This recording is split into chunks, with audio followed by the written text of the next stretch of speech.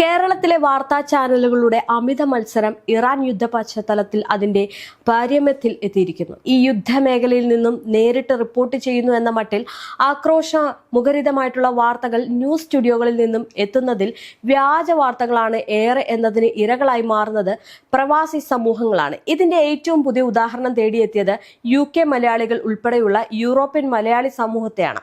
കേരളത്തിലെ പ്രധാന വാർത്താ ചാനലുകളൊക്കെ ബ്രേക്കിംഗ് ന്യൂസ് ആയിട്ട് നൽകിയത് ഇന്ത്യയിൽ നിന്നും യൂറോപ്പിലേക്കും UK-യിലേക്കുമുള്ള മുഴുവൻ വിമാനങ്ങളും റദ്ദാക്കി എന്ന വാർത്തയാണ്. സമൂഹ മാധ്യമങ്ങളിലൂടെ അതിവേഗം പ്രചരിച്ച ഈ വാർത്ത UK മലയാളികളെയും പരിഭ്രാന്തിയിലാക്കിയിരുന്നു. അതായത് ഒട്ടേറെ ഫോൺ സന്ദേശങ്ങളാണ് സ്ഥിരീകരണം തേടി ബ്രിട്ടീഷ് മലയാളിക്ക് ലഭിച്ചത്. ഇതേക്കുറിച്ച് നടത്തിയ അന്വേഷണത്തിൽ കേരളത്തിലെ ചാനലുകൾ പ്രചരിപ്പിച്ച വാർത്ത തികച്ചും അടിസ്ഥാനരഹിതം ആവുകയായിരുന്നു എന്ന് കണ്ടെത്തുകയും ചെയ്തു.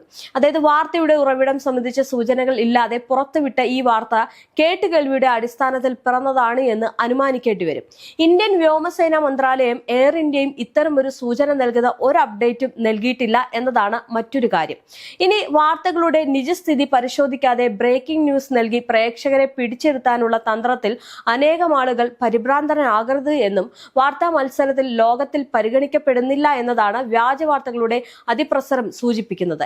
ഗൾഫ് വിമാനങ്ങൾ നിർത്തിവെച്ച സർവീസുകൾ ഭാഗികമായി എങ്കിലും ആരംഭിക്കാൻ തീരുമാനിച്ച സമയം തന്നെയാണ് തികച്ചും തെറ്റായ വിധത്തിൽ യൂറോപ്പിലേക്കുള്ള വിമാനങ്ങൾ റദ്ദാക്കിയെന്ന വാർത്തകൾ ചാനലുകൾ നൽകിയത് എന്നതും ശ്രദ്ധേയമാണ്.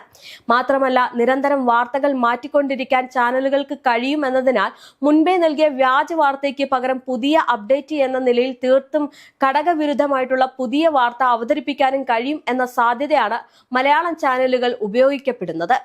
എന്നാൽ ഇവരുടെ സോഷ്യൽ മീഡിയ പ്ലാറ്റ്ഫോമുകൾ, ഓൺലൈൻ പേജുകൾ എന്നിവിടങ്ങളിൽ ഒക്കെ തെറ്റായ വാർത്ത നിറഞ്ഞു നിൽക്കുകയും ചെയ്യും.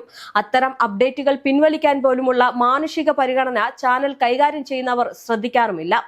UK-യിൽ നിന്നും ഇന്ത്യയിലേക്ക് നേരിട്ട് സർവീസ് നടത്തുന്ന എയർ ഇന്ത്യയും ഇൻഡിഗോയും തങ്ങളുടെ ഷെഡ്യൂൾ ഒരു മാറ്റവും വരുത്താതെയാണ് പ്രവർത്തിക്കുന്നത്. സർവീസുകൾ റദ്ദാക്കി എന്ന വാർത്ത പ്രചരിച്ച ദിവസം എയർ ഇന്ത്യ തങ്ങളുടെ UK-യിൽ നിന്നുള്ള 8 സർവീസുകൾ നടത്തി എന്നതും ശ്രദ്ധേയമാണ്. ലണ്ടനിൽ നിന്നുമുള്ള സർവീസുകളായിരുന്നു ഇവയെല്ലാം. ബർമിംഗ്ഹാമിൽ നിന്നും ഡൽഹിയിലേക്കുള്ള ഒരു വിമാനം മാത്രമാണ് റദ്ദായത്.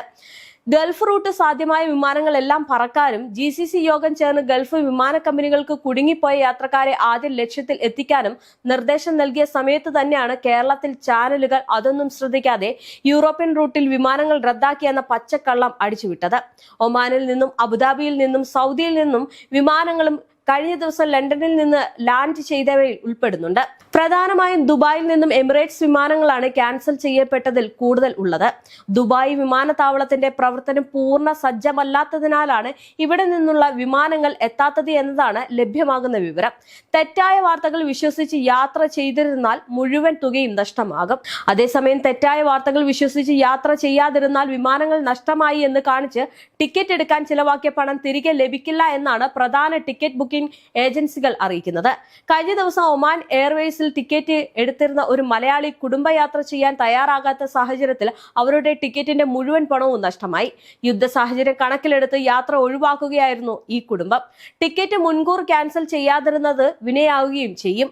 ലാഭം നോക്കി ക്യാൻസലേഷൻ സൗകര്യമില്ലാത്ത ഓൺലൈൻ ടിക്കറ്റ് എടുത്തവർക്കും ഈ സാഹചര്യത്തിൽ യാത്ര മാറ്റിവെക്കാനാകില്ല എന്നത് പ്രധാനമാണ്.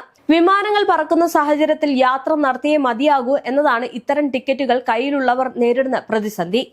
എന്തായാലും ഗൾഫിൽ നിന്നുള്ള കൂടുതൽ വിമാനങ്ങൾ GCC തീരുമാനം അനുസരിച്ച് ഇന്നു മുതൽ ലണ്ടനിലേക്ക് എത്തി തുടങ്ങും എന്നതാണ് ഒടുവിൽ ലഭിക്കുന്ന വിവരം. വിവിധ എയർപോർട്ടുകളിൽ കുടുങ്ങിപ്പോയ യാത്രക്കാരും ഉണ്ടാകും. ഈ വിമാനങ്ങൾ ആദ്യം എത്തുക. ദുബായ് എയർപോർട്ടിൽ നിന്ന് UK-യിലേക്കുള്ള വിമാനങ്ങൾ എപ്പോൾ മുതൽ പറന്നു തുടങ്ങുമെന്നുള്ള കാര്യത്തിൽ ഒരു അവ്യക്തത നിലനിൽക്കുന്നുണ്ട്.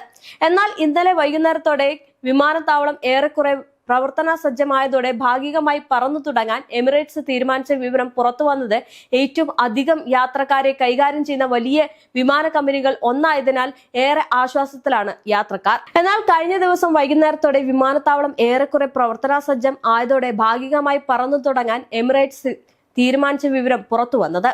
ഏറ്റവും അധികം യാത്രക്കാരെ കൈകാര്യം ചെയ്യുന്ന വലിയ വിമാന കമ്പനികൾ ഒന്നായതിനാൽ ഏറെ ആശ്വാസത്തിലാണ് യാത്രക്കാർ.